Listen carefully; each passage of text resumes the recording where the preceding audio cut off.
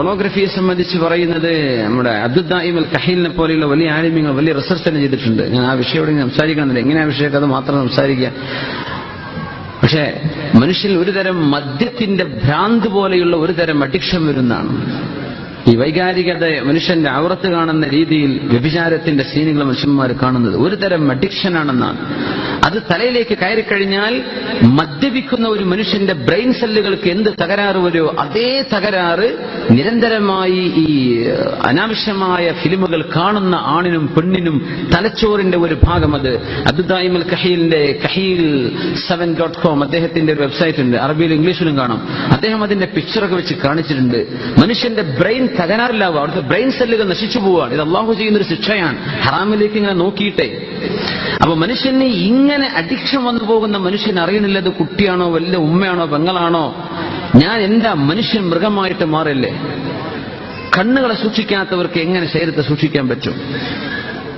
Mobile ഫോണുകളും നമ്മുടെ കമ്പ്യൂട്ടറും നമ്മുടെ ഇന്റർനെറ്റ് സംവിധാനങ്ങളും നമ്മുടെ സോഷ്യൽ മീഡിയകളും നമ്മുടെ TV ചാനലുകളും സീരിയലുകളും ഇതൊക്കെ മനുഷ്യനെ വ്യഭിചരിപ്പിക്കാൻ പഠിപ്പിച്ചുകൊണ്ടിരിക്കുക.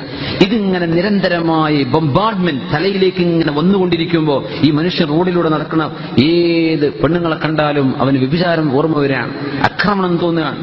ഒരു കുഞ്ഞിന്റെ ഔറത്ത് കാണുമ്പോഴേക്കും വൈകാരികത തോന്നുകയാണ്, നോക്കാൻ പാടില്ലെന്നാണ്. നബി തങ്ങൾ പറയാൻ, നീ ഒരു പുരുഷനോട് പറയാ, നിന്റെ കാലിന്റെ തുട നീ കാണിച്ചു കൊടുക്കരുത്. മരിച്ചതോ ജീവിച്ചതോ ആയ ഒരു മനുഷ്യന്റെ കാൽത്തുടയിലേക്ക് നീ നോക്കരുത്. പുരുഷനോട് പറയാം. പെണ്ണിനെ സംബന്ധിച്ചുള്ള ഒരു ശരീരം മുഴുവനും ഔറത്താണ്. ഒരു പുരുഷന്റെ കാലിന്റെ തുട കാണരുത്. ബാത്റൂമിൽ മനസ്സിലാക്കുക, കുളിക്കാൻ പോയിട്ട് ഇന്നർ വെയർ ഇട്ടിട്ട് റൂമിലൂടെ നടന്ന് പാൻറിടാൻ നടക്കുന്ന മനുഷ്യന്മാരെ മനസ്സിലാക്കുക, കാലിന്റെ മുകളിൽ മുട്ടിന്റെ മുകളിലേക്ക് കാണിക്കൽ ഹറാമാണ്. ഒരു മനുഷ്യൻ കാണിച്ചു നടക്കാൻ നീ നോക്കാൻ പാടില്ല. ജീവിച്ചിരിക്കുന്നവനോ മരിച്ചവനോ ആയ മനുഷ്യന്റെ കാലിന്റെ തുടയിലേക്ക് നീ നോക്കരുതെന്ന് പരിശുദ്ധ റസൂലുള്ളാഹി. ഒന്നല്ല നമ്മൾ മനുഷ്യരെ അള്ളാഹു ആ രീതിയിലാണ് നമ്മളെ പഠിച്ചത്. ഒരു വൈകാരികത തോന്നിയേക്കും. ഈ തോന്നൽ വരാതിരിക്കണമെങ്കിൽ കണ്ണ് കൺട്രോൾ ചെയ്യണം. കണ്ണ് ചിമ്മണമെന്നല്ലേ പറഞ്ഞത്? ഒന്നൂമിൻ അബ്സാരിക്കും, കണ്ണുങ്ങൾ ചിമ്മണം. ഇത് ചിമ്മാതെ നടന്നാൽ മനുഷ്യൻ മൃഗമായിട്ട് അധപ്പതിക്കും. അതാ നമ്മൾ ഈ കണ്ടുകൊണ്ടിരിക്കുന്നത്. മനുഷ്യൻ മൃഗമാകുന്നത് ഈ പോണോഗ്രഫിയും മോശമായ ഈ വീഡിയോസും മനുഷ്യൻ കണ്ടതിന്റെ ശേഷമാണ്. അതുകൊണ്ട് ചെറുപ്പക്കാരെ മനസ്സിലാക്കി, തലച്ചോറ് നശിപ്പിക്കേണ്ട. അള്ളാഹു തരുന്ന മുഖത്തെ പ്രകാശം നഷ്ടപ്പെടും. ഹിക്മത്ത് വായിലൂടെ, ഇൽമുള്ളൊരു വർത്തമാനം പോലും നാവിലൂടെ വരില്ല എന്ന അള്ളാഹു താല അത്രക്ക് മനുഷ്യനെ മരവിപ്പിച്ചു കളയും. വ്യഭിചാരത്തിന്റെ സീനുകൾ നോക്കുന്ന മനുഷ്യന്മാർ, അത് ചെയ്യുന്നവരുണ്ട്. ഇന്നല്ലദീന യുഹിബ്ബൂന അൻ തശീഅൽ ഫാഹിശതു ഫില്ലദീന ആമനൂ ലുഇനൂ ഫിദ്ദുനിയ വൽ ആഖിറ. സത്യവിശ്വാസികളും വിശ്വാസിനികളും തോന്നിവാസമുള്ള വീഡിയോകളും പിക്ചറുകളും കാണണമെന്ന് ആഗ്രഹിച്ച് പോസ്റ്റ് ചെയ്യുന്ന ആളുകൾ ലുഇനൂ ഫിദ്ദുനിയ വൽ ആഖിറ, ദുനിയാവിലും ആഖിറത്തിലും അവർ ശപിക്കപ്പെട്ടവരാണെന്ന് പരിശുദ്ധ ഖുർആൻ. വലഹും അദാബുൻ അലീം, വേദനാജനകമായ ശിക്ഷ അവർക്കുണ്ട്. ഇതൊക്കെ പ്രചരിപ്പിക്കുന്ന ആളുകൾക്ക് അതിന്റെ ഫലമാണ് ഈ പീഡനത്തിന്റെ കഥകളൊക്കെ. കുട്ടികളെ നമുക്ക് പിടിച്ചു വെച്ചിട്ട് പെട്ടിയിലടക്കാൻ പറ്റുമോ? മനുഷ്യനല്ലേ ഇത് ചിന്തിക്കേണ്ടത്? പുരുഷന്മാരിത് ചിന്തിക്കണ്ടേ? ആണും പെണ്ണും ചിന്തിക്കണ്ടേ? അതുകൊണ്ട് മനുഷ്യൻ കണ്ണിനെ സൂക്ഷിക്കണം. കണ്ണ് സൂക്ഷിക്കാതെ വിചാരിക്കാതിരിക്കാൻ പറ്റില്ല. വ്യഭിചാരം വരുന്നത് കണ്ണുകൊണ്ട് കണ്ടതിന്റെ ശേഷമാണ്. കണ്ണുകൊണ്ടൊരു പെണ്ണിനെ കാണുമ്പോഴാ അവന് പ്രേമം ഉണ്ടാകുന്നത്. ആ നോട്ടം കൂടുമ്പോഴാ അത് അനുരാഗമായി മാറുന്നത്. അത് കൂടുമ്പോഴാ പിന്നെ അവളിലേക്ക് ചേരണമെന്ന് തോന്നുന്നു. ഇതൊക്കെ ഹറാമുകളല്ലേ? എവിടുന്ന് തുടങ്ങി? ഒരൊറ്റ നോട്ടത്തിൽ നിന്ന്. കണ്ണിനെ സൂക്ഷിക്കാൻ അള്ളാഹു തൗഫീഖ് ചെയ്യട്ടെ.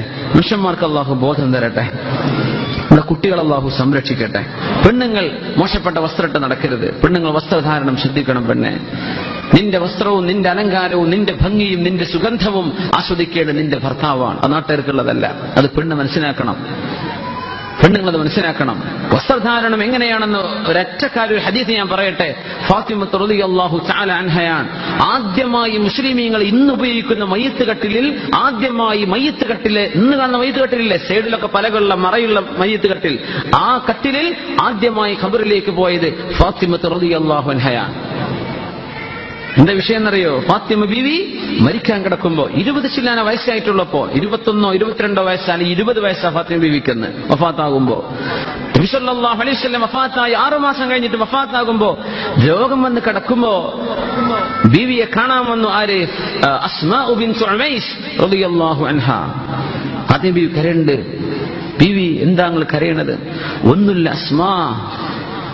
അസ്മാ, ഞാൻ കരയുന്നത് അസ്മാ ബിൻതു ഉമൈസ് ഞാൻ കരയണത് ഞാൻ മരിച്ചാൽ എന്റെ കഫംപുട, എന്റെ മയ്യത്ത് നിങ്ങൾ തുണിയിൽ പൊതിയൂലേ?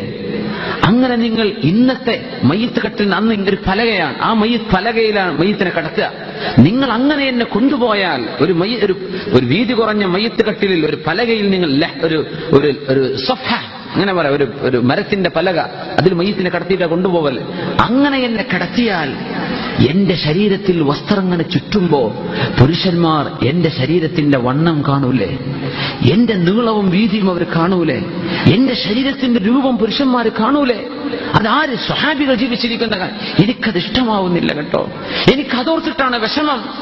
അതോർത്തിട്ട് എനിക്ക് മരിക്കാൻ തന്നെ വിഷമാവുന്നുണ്ട്. നിങ്ങൾ ഇങ്ങനെയല്ലേ കൊണ്ടുപോവാൻ?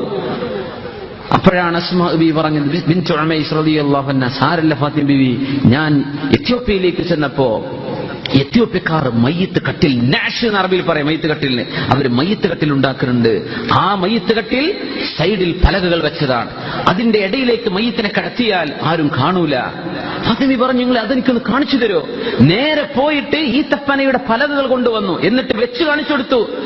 ഇങ്ങനെ ആയിരിക്കും ഫാത്തിമ ബീവി നിങ്ങളുടെ മയ്യത്ത് കട്ടിൽ നിങ്ങൾ ഉണ്ടാക്കുന്നത്, മതിയോ എന്ന് ചോദിച്ചു. ആയിക്കോട്ടെ, എന്നെ അങ്ങനെ നിങ്ങൾ കടത്തിയാൽ മതി. അവിടെ ഫാത്തിമ ബീവി പുഞ്ചിരിച്ചു. ഇബ്നു അബ്ബാസ് റളിയല്ലാഹു അൻഹു ഹദീസ് റിപ്പോർട്ട് ചെയ്തിട്ട് പറയാ, വലം തദ്ഹക് ഫാത്തിമ റളിയല്ലാഹു അൻഹ ബഅദ വഫാത്തി അബീഹാ മുഹമ്മദിൻ സ്വല്ലല്ലാഹു അലൈഹി വസല്ലം. അല്ലാഹുവിന്റെ റസൂൽ വഫാത്തായിട്ട് വാപ്പ മരിച്ചിട്ട് അവസാനമായി ഒന്ന് ചിരിച്ചത് ഒരേ ഒരു നേരം, എന്റെ മയ്യത്തുകൾ ഇങ്ങനെയാണല്ലോ കൊണ്ടുപോകുന്നത്, എന്നെ പുരുഷന്മാർ കാണൂലല്ലോ. മയ്യത്ത് കട്ടിൽ കൊണ്ടുപോകുന്ന നേരത്ത് ആ ചിന്തിച്ച വേദനയിൽ നിന്ന് ഇന്ന് നമ്മൾ കൊണ്ടുപോകുന്ന മയ്യത്ത് കട്ടിലുണ്ടായത് മനസ്സിലാക്കണം. ഇനി നമ്മൾ എങ്ങനെ പറയാം, എത്ര അച്ചടക്കത്തിലാണ് പെണ്ണുങ്ങൾ നടക്കേണ്ടത്? എങ്ങനെ ശരീരം ടൈറ്റ് ഫിറ്റുള്ള വസ്ത്രമിട്ട് നടക്കുക? എങ്ങനെയാണ് നമ്മൾ നടക്കേണ്ടത്? ഏത് വസ്ത്രമാണ് നമ്മൾ ധരിക്കേണ്ടത്? പുരുഷന്മാരും ആണും പെണ്ണൊക്കെ നമ്മൾ നേരത്തെ പറഞ്ഞ രീതിയിൽ അല്ലാഹു പടച്ച മഹാത്ഭുതങ്ങളാണ്. പക്ഷേ ഇത് ഹറാമിലേക്ക് തോന്നിപ്പിക്കുന്ന അവസ്ഥയിലേക്കല്ല. അച്ചടക്കം പെണ്ണുങ്ങൾ പാലിക്കണം, പുരുഷന്മാർ അച്ചടക്കം അവരും പാലിക്കും. എങ്കിലേ ഇതൊക്കെ പരിഹരിക്കാൻ പറ്റൂ. അല്ലാതെ നമുക്ക് പട്ടാളം പോലീസിൽ റോട്ടിലേക്ക് ഇറക്കിയിട്ടൊന്നും പീഡനം തടയാൻ പറ്റൂല. ആണും പെണ്ണും ചിന്തിക്കണം.